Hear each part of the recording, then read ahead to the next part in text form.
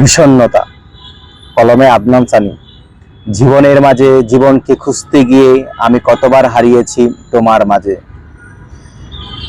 দিগন্ত ছুঁয়ে এসেছি তোমার পথ ধরে, নক্ষত্রমালার সাথে হাঁটিয়াছি অতীতকে খুঁজি ফিরি বলে তোমার নামে।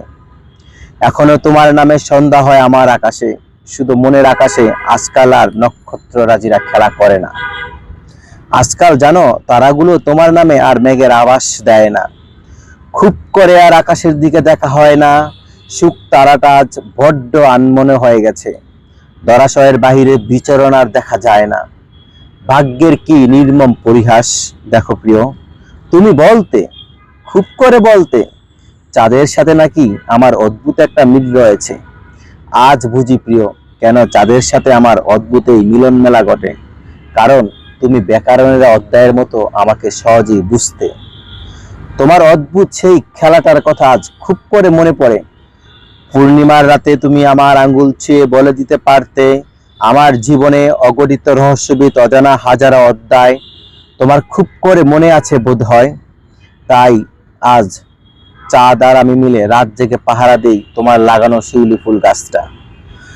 তোমার লাগানো শিউলি গাছটা এখন আর চারা গাছটি নেই।